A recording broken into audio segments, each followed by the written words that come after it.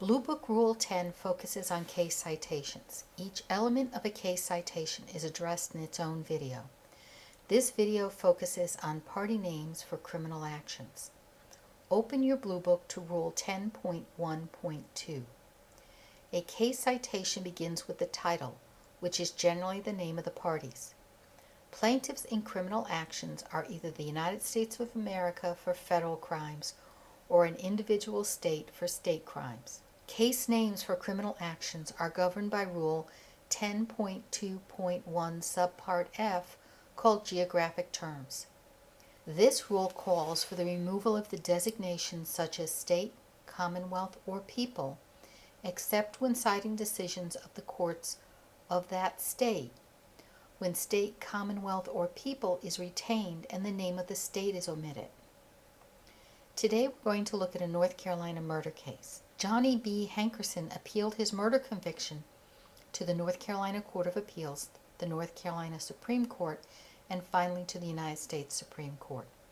Case names follow the pattern of plaintiff versus defendant. In constructing a case name for an individual, we use the last name only.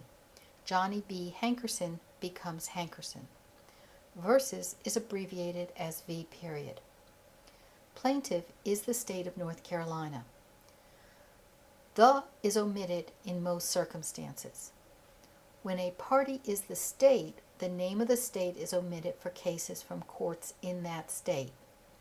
Applying this rule, the case name now becomes State versus Hankerson for all North Carolina state court cases. However, when this case was appealed to a federal court, although the citation rule remains the same, the name of the parties changed. Federal courts, even those located in North Carolina, are not state courts. The rule requires the name of the state to be used rather than the terms such as state, commonwealth, or people. This is intended to avoid confusion as to which state's case it is.